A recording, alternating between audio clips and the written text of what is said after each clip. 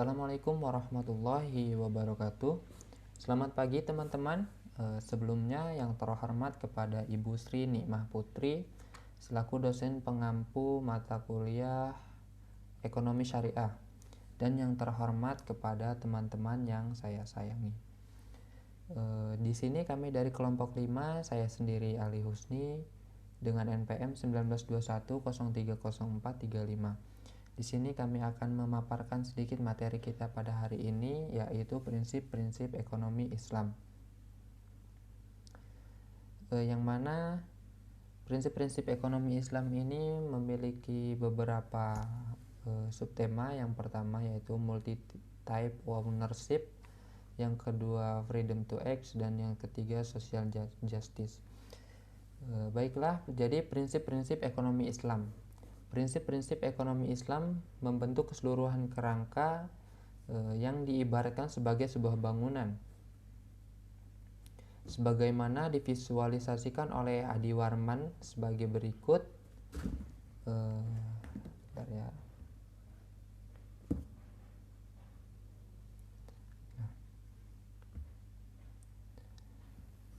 Jadi bangunan ekonomi Islam didasarkan atas 5 nilai universal, yakni tauhid atau keimanan, adl atau keadilan, kemudian nubuah atau kenabian, selanjutnya khilafah atau pemerintahan, dan yang terakhir adalah mad atau hasil. Kelima nilai ini menjadi dasar inspirasi untuk menyusun proposisi dan teori-teori ekonomi Islam.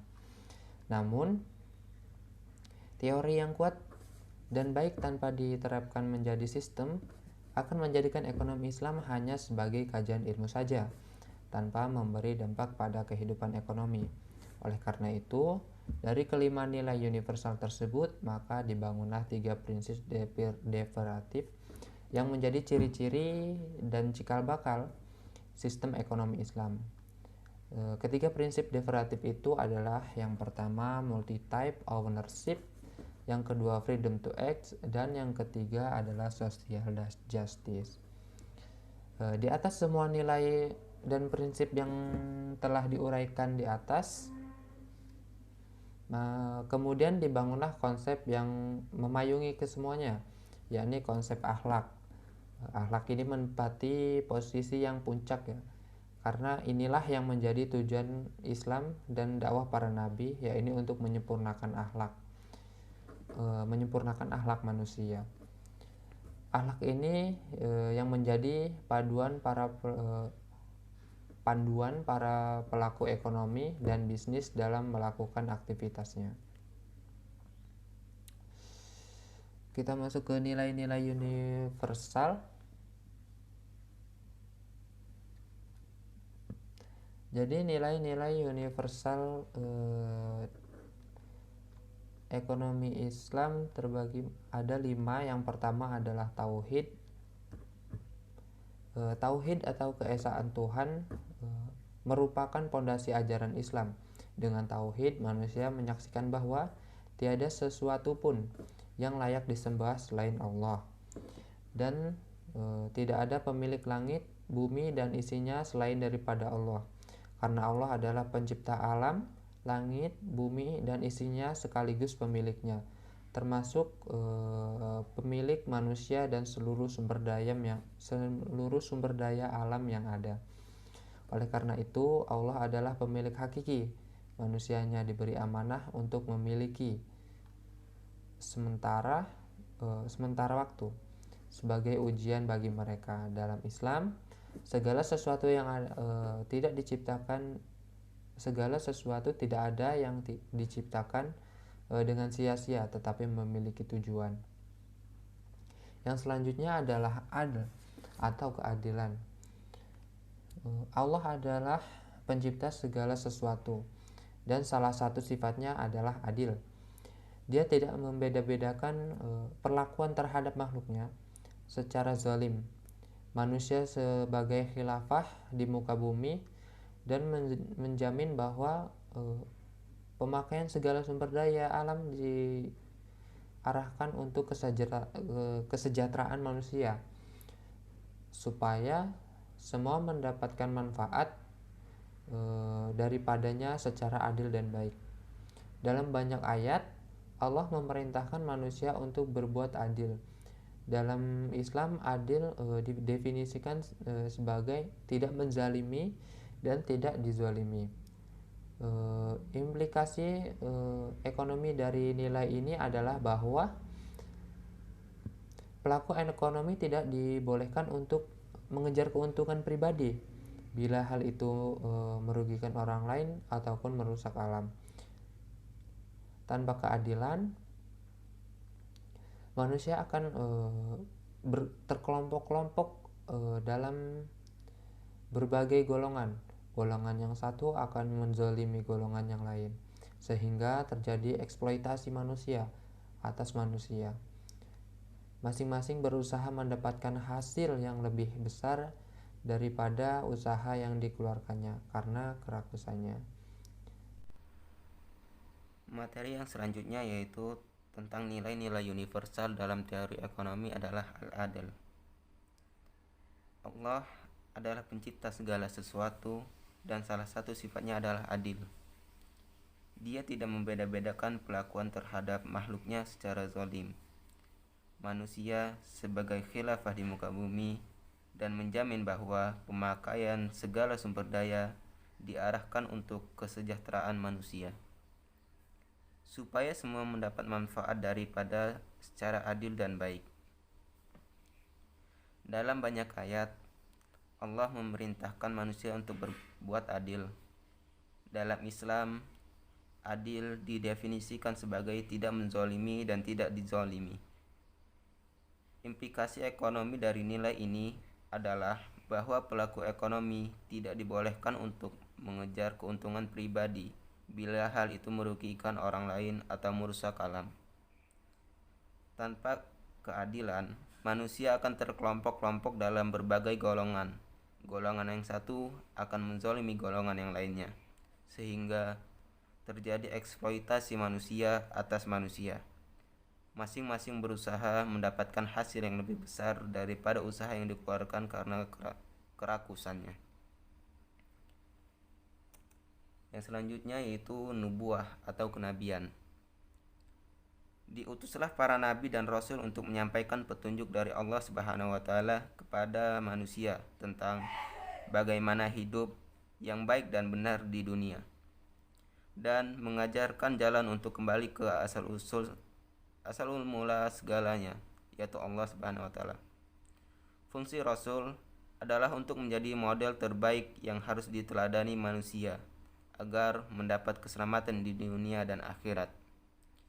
Sifat-sifat utama yang harus diteladani oleh manusia pada umumnya dan pelaku ekonomi dan bisnis pada khususnya adalah yang pertama itu sidik, benar atau jujur. Dari konsep sidik ini muncullah konsep turunan khas ekonomi dan bisnis, yakni efektivitas atau mencapai tujuan yang tepat dan benar, dan efisiensi, yaitu melakukan kegiatan dengan benar dan menggunakan teknik dan metode yang tidak menyebabkan kemubaziran. Yang kedua itu amanah, yaitu tanggung jawab. Sifat ini akan membentuk kredibilitas yang tinggi dan sikap penuh tanggung jawab pada setiap individu muslim. Kumpulan individu dengan kredibilitas dan tanggung jawab yang tinggi akan melahirkan masyarakat yang kuat karena dilandasi oleh saling percaya antar golongan. Sifat amanah memainkan peranan yang fundamental dalam ekonomi dan bisnis, karena tanpa kredibilitas dan tanggung jawab, kehidupan ekonomi dan bisnis akan hancur. Yang tiga itu fotonah, kebijaksanaan.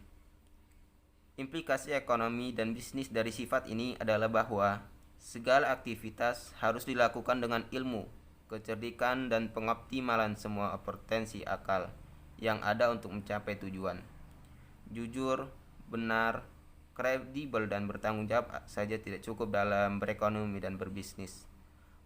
Para pelaku harus pintar dan cerdik supaya usahanya efektif dan efisien, dan agar tidak menjadi korban penipuan. Bandingkan ini dengan konsep manajemen work hard versus work smart. Dalam ekonomi Islam tidak ada dikotomi ini karena konsepnya work hard dan smart. Yang keempat yaitu tablik.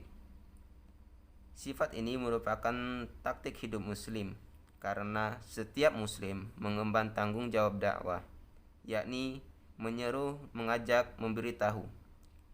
Sifat ini bila sudah mendarah daging pada setiap muslim, apalagi yang bergerak dalam bidang ekonomi dan bisnis, akan menjadikan setiap pelaku ekonomi dan bisnis sebagai pemasar-pemasar yang tangguh dan lihai. Karena sifat tablik menurunkan prinsip-prinsip ilmu komunikasi, yaitu personal maupun massal, pemasaran, penjualan, periklanan, pembentukan opini massa, open management, iklim keterbukaan, dan lain-lain. Nilai-nilai universal lainnya yaitu khilafah atau pemerintahan. Dalam Islam, peranan yang dimainkan pemerintah terbilang kecil, akan tetapi sangat vital dalam perekonomian. Peranan utamanya adalah memastikan bahwa perekonomian suatu negara berjalan dengan baik, tanpa distorsi dan telah sesuai dengan syariah. Berbagai kegiatan ekonomi berjalan dalam rangka mencapai satu tujuan, yakni menciptakan kesejahteraan menyeluruh bagi setiap individu rakyat, muslim maupun non-muslim, yang hidup dalam naungan daulah khilafah. Hal ini karena semua kegiatan ekonomi diarahkan untuk mewujudkan penerapan politik ekonomi Islam, yakni menjamin tercapainya pemenuhan semua kebutuhan pokok tiap individu masyarakat secara keseluruhan, pemenuhan berbagai kebutuhan pelengkap yaitu sekunder dan tersier sesuai dengan kemampuan mereka. Politik ekonomi seperti ini pada akhirnya akan menciptakan kehidupan ekonomi yang sejahtera, penuh ketenangan dan kesederhanaan, namun tetap produktif dan inovatif. Nilai yang selanjutnya atau nilai yang kelima itu adalah nilai ma'ad atau hasil. Menurut Imam Al-Ghazali menyatakan bahwa motif pelaku ekonomi itu adalah untuk mendapatkan keuntungan, profit atau laba. Di dalam Islam juga ada yang namanya keuntungan, yaitu keuntungan dunia dan juga keuntungan akhirat. Dari 5 penjelasan nilai yang disampaikan oleh teman-teman presentasi tadi, dibangunlah 3 prinsip derivatif. Yang pertama itu adalah multiple ownership atau kepemilikan multijenis. Dan yang kedua itu adalah freedom to action atau kebebasan berusaha dan bertindak. Dan yang ketiga yaitu social justice atau keadilan sosial. Yang pertama yaitu multiple ownership atau kepemilikan multijenis. Di dalam Islam berlaku prinsip kepemilikan multijenis, yakni mengakui bermacam-macam bentuk kepemilikan baik oleh swasta ataupun negara. Prinsip ini adalah terjemahan dari nilai tauhid. Pemilik primer langit, bumi dan seisinya itu adalah Allah Subhanahu wa taala. Sedangkan manusia diberi amanah untuk mengelolanya. Jadi manusia dianggap sebagai pemilik sekunder. Dengan demikian, konsep kepemilikan swasta diakui. Namun untuk menjamin keadilan, yakni supaya tidak ada proses penzoliman dari segolongan orang terhadap segolongan yang lain, maka cabang-cabang produksi yang penting dan menguasai hajat orang banyak itu dikuasai oleh negara. Dengan demikian, kepemilikan negara dan nasionalisasi juga diakui. Di sini saya akan menjelaskan tentang prinsip-prinsip derivatif ekonomi Islam. Freedom to act, yaitu yang berarti adalah kebebasan bertindak atau berusaha. Freedom to act merupakan tuntunan dari nilai nubuwah, adil, dan khilafah. Freedom to act akan menciptakan mekanisme pasar dalam perekonomian karena setiap individu bebas untuk bermuamalah. Pemerintah akan bertindak sebagai wasit yang adil dan mengawasi pelaku-pelaku ekonomi serta memastikan bahwa tidak terjadi distorsi dalam pasar dan menjamin tidak dilanggarnya syariah. Lalu ada juga yang namanya social justice, yaitu adalah keadilan sosial. Social justice ini merupakan tuntunan dari nilai khilafah dan ma'at dalam ekonomi Islam. Seperti halnya pemerintah bertanggung jawab menjamin pemenuhan kebutuhan dasar rakyatnya dan menciptakan keseimbangan sosial di antara masyarakat. Baiklah, hanya itu saja yang bisa saya sampaikan. Wassalamualaikum warahmatullahi wabarakatuh.